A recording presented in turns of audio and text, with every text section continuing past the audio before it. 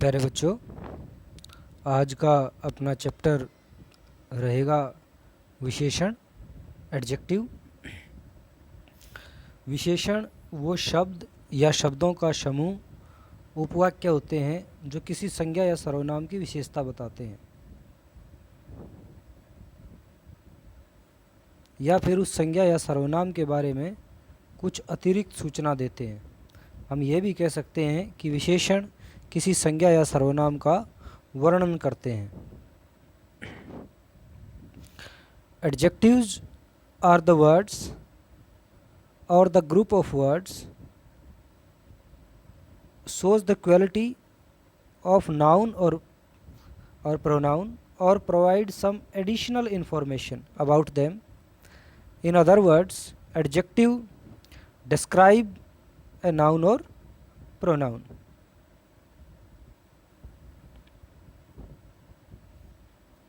आइए इसके कुछ उदाहरण देखें। Let's see some examples. Ram is brave. Ram is brave. Brave brave मतलब बहादुर। अब अगर आपको बेटा याद हो, जब हमने नाउन का चैप्टर पढ़ा था तो हमने पढ़ा था कि कोई भी जो नाम होता है वो नाउन होता है। तो राम एक नाम है, इसलिए राम एक नाउन है, और बहादुर होना राम की विशेषता है। चूँकि राम एक संज्ञा है, इसलिए ब्रेव एक विशेषण है, क्योंकि जो ब्रेव है वो राम की विशेषता बता रहा है। To be brave is the quality of Ram since Ram is noun, hence brave is an adjective. अगला सेंटेंस देखेंगे। He was brave. वाज की जगह इज कर लें। He is brave. बहादुर होना उसकी यानी ही की विशेषता है। चूँकि ही एक सर्वनाम है, एक प्रोनाउन है, इसलिए ब्रेव एक विशेषण है। हमने पढ़ा था संज्ञा की जगह पर प्रयोग होने वाले शब्दों को सर्वनाम कहते हैं। तो राम की जगह पर यहाँ ही का प्रयोग हुआ है, नाउन की जगह पर, संज्ञा की जगह पर इस ही का प्रयोग हुआ है, इसलिए ये ही एक प्रोनाउन है। और ये ब्रेव जो है, बहादुर है, वो इस ही की जो है क्वालिटी बता रहा है, इसलिए ये एक सर्वनाम होगा। To be brave is the quality of he since he is a pronoun, hence brave is an adjective. आगे देखेंगे बेटा। I have some much water. मेरे पास थोड़ा बहुत पानी है। पानी एक नाउन, एक संज्ञा है। इसके साथ थोड़ा या ज़्यादा लगाने से पानी की मात्रा के बारे में हमें पता चल रहा है, यानी यह शब्द पानी के बारे में कुछ अतिरिक्त सूचना, एडिशनल इन्फॉर्मेशन दे रहा है, इसलिए सम और मच एक विशेषण है, एक एडजेक्टिव है। Here we have used some much with water, it gives an idea about the amount of water, so using some or much gives some additional information about water. Water is a noun, so some or much is an adjective.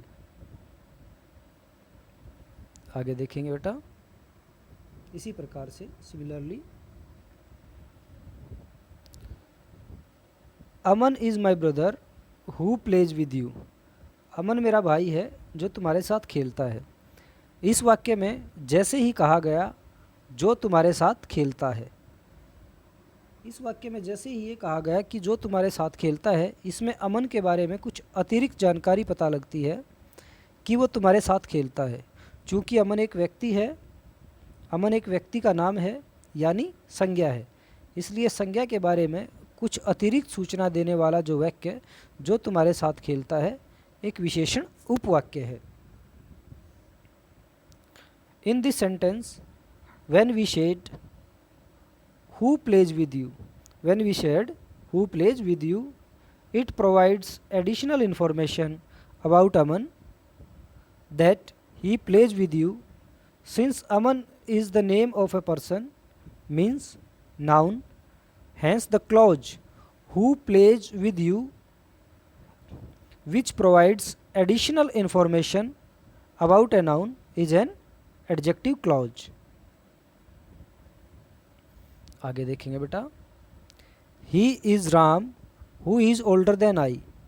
वो राम है जो मुझसे बड़ा है. जब हम ये कहते हैं कि जो मुझसे बड़ा है, तो वह हमें राम के बारे में कुछ अतिरिक्त बात पता लगती है. इसलिए यह वाक्य जो मुझसे बड़ा है विशेषण उपवाक्य है. When we say who is older than I, it gives us some additional information about Ram, who is a noun. Hence this clause who is older than I is an adjective clause. आगे देखेंगे बेटा.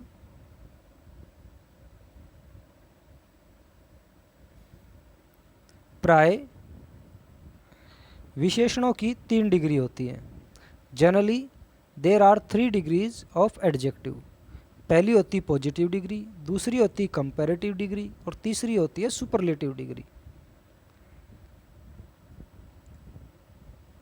कुछ हमारी comparative और superlative degree ER और EST लग के बनती हैं. कंपैरेटिव डिग्री में हम ER लगाते हैं और सुपरलेटिव में EST लगाते हैं. देखो जैसे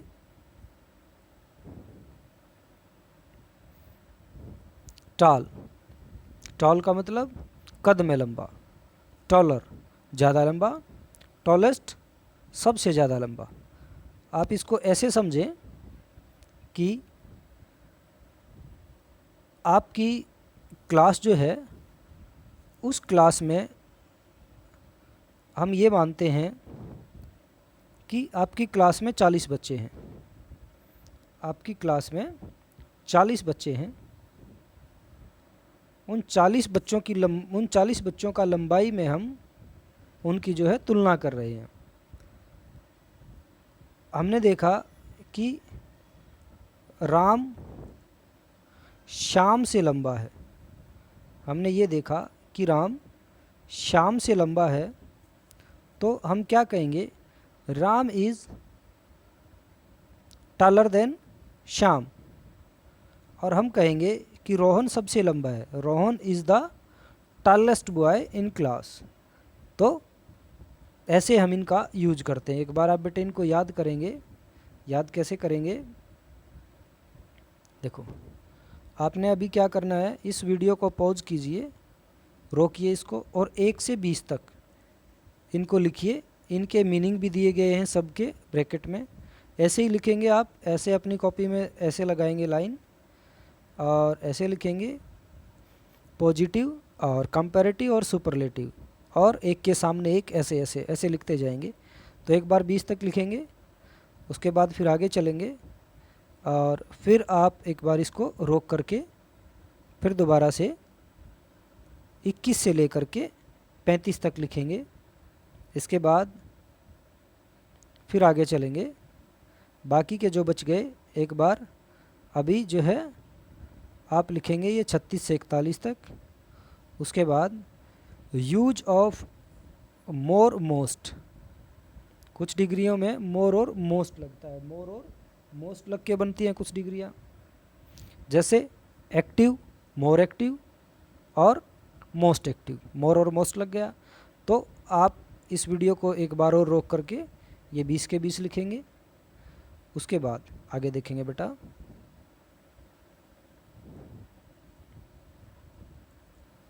Some adjectives have their comparative and superlative degrees in an irregular pattern. irregular pattern होता है जैसे गुड का बेटर और बेस्ट हो जाएगा.